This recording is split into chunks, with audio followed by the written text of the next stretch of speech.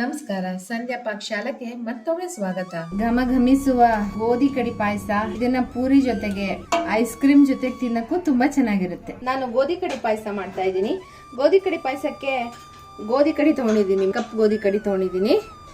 ಗೋಧಿ ಕಡಿನ ಕ್ಲೀನಾಗಿ 2 ಸಲ ವಾಶ್ ಮಾಡ್ಕೋತೀನಿ. 2 ಸಲ ಕ್ಲೀನಾಗಿ ತೊಳ್ಕೊಂಡು ಗೋಧಿ ಕಡಿ ತೊಳ್ದಾಯ್ತು. ಈಗ ಇದನ್ನ ಬೇಯಿಸ್ಕೋಬೇಕು. ಫಸ್ಟ್ ಹುರ್ಕೊಂಡು ಆಮೇಲೆ ಬೇಯಿಸೋಣ. ಗೋಧಿ ಕಡಿ ಪಾಯಸ ಮಾಡೋದಕ್ಕೆ ಬೆಲ್ಲ, ತುಪ್ಪ, ಹಾಲು, ಸ್ವಲ್ಪ ಗೋಧಿ ಹಿಟ್ಟು, ಆಮೇಲೆ ಏಲಕ್ಕಿ, ಲವಂಗ, ಡ್ರೈ ಫ್ರೂಟ್ಸು, ಆಮೇಲೆ ಗೋಧಿ ಕಡಿ ಎಲ್ಲ ತಗೋತಾ ಇದ್ದೀನಿ.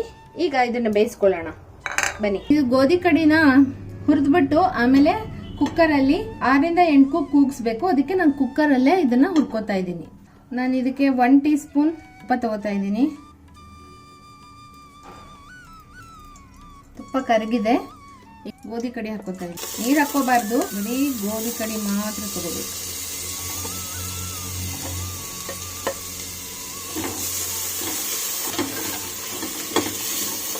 ಇದು ಲೋ ಫ್ಲೇಮಲ್ಲಿ 2ರಿಂದ 3 ನಿಮಿಷ ಹುರಿದ್ರೆ ಸಾಕಾಗುತ್ತೆ.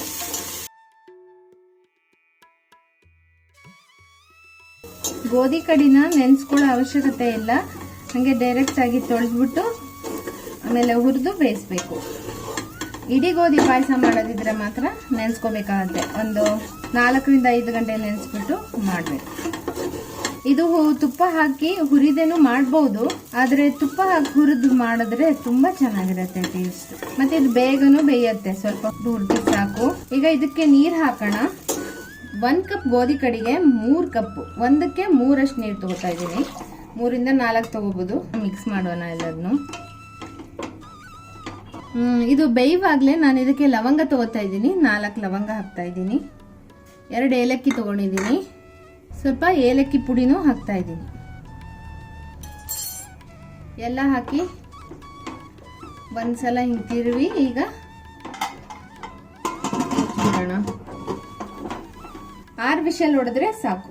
ಡ್ರೈ ಫ್ರೂಟ್ಸ್ನ ಹುರ್ಕೊಂಡ್ಬಿಡೋಣ. 1 ಟೀ ಸ್ಪೂನ್ ತುಪ್ಪ ತಗೋತಾ ಇದ್ದೀನಿ. ಈಗ ಗೋಡಂಬಿ ಹಾಕ್ತಾ ಇದ್ದೀನಿ.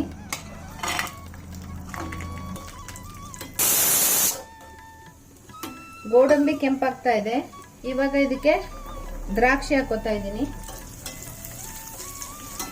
ಗ್ಯಾಸ್ ಆಫ್ ಮಾಡಿ. ಈಗ 2 ಫ್ರೈ ಆಗಿದೆ. ಈ ಗೋಧಿ ಹಿಟ್ಟಿಗೆ ಹಾಲು ಹಾಕಿ ಇದನ್ನ ಮಿಕ್ಸ್ ಮಾಡಿ ಇಟ್ಕೋತೀನಿ. ಸ್ಟೀಮ್ ಇಳ್ದಿದೆ. ಎಷ್ಟು ಚೆನ್ನಾಗಿ ಬೆಂದಿದೆ ಇದು ಅರಳಿ. 1 ಕಪ್ ಗೋಧಿ ಕಡಿಗೆ 1.5ರಿಂದ 2 ಕಪ್ ಬೆಲ್ಲ ತಗೋಬೇಕು. ನಾನು 1.5 ಕಪ್ ಬೆಲ್ಲ ತಗೋತಾ ಇದ್ದೀನಿ. ಬೆಲ್ಲ ಕರಗಿ ಕುದಿಬೇಕಿದು. ಇದು ಹಸಿ ವಾಸನೆ ಎಲ್ಲ ಫುಲ್ ಹೋಗ್ಬೇಕು ಬೆಲ್ಲದ್ದು. ಬೇಕಂದ್ರೆ ಒಂದು ಸ್ವಲ್ಪ ನೀರು ಹಾಕೋಬಹುದು ಕುದಿಬೇಕಿದ್ರೆ. ನಾನು 1 ಕಪ್ ನೀರು ಹಾಕೋತಾ ಇದ್ದೀನಿ. ಪಾಯಸ ಕುದಿಯುವಾಗ ಈ ರೀತಿ ಸೈಡಿಗೆ ಕಪ್ಪದು ಬರುತ್ತೆ. ಇದನ್ನೆಲ್ಲ ತೆಕ್ಕೊಂಡ್ಬಿಡ್ಬೇಕು.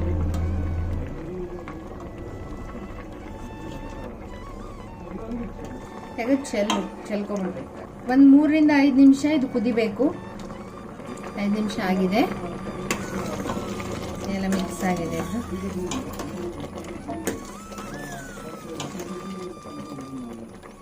ನಾವು ತಯಾರು ಮಾಡಿ ಇಟ್ಕೊಳ್ಳೋಂಥ ಗೋಧಿ ಹಿಟ್ಟಿನ ಪೇಸ್ಟ್ನ ಆ್ಯಡ್ ಮಾಡೋಣ.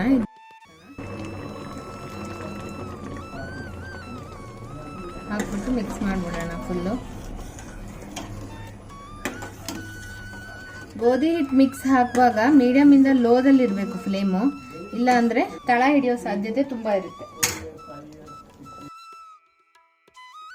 1 ಚಿಟಿಕೆ ಉಪ್ಪು ಹಾಕೋಣ. ಇದು ಸೌಳು ಮುರಿಯೋಕ್ಕೆ ಅಂತ ಹೇಳ್ತಾರೆ. ಈ ಸಾಲ್ಟ್ ಹಾಕಿದ್ರೆ ಫುಲ್ ಫ್ಲೇವರ್ ಕೊಡುತ್ತೆ ಪಾಯಸಕ್ಕೆ. ಇದೊಂದು 2 ನಿಮಿಷ ಕುದಿಬೇಕು.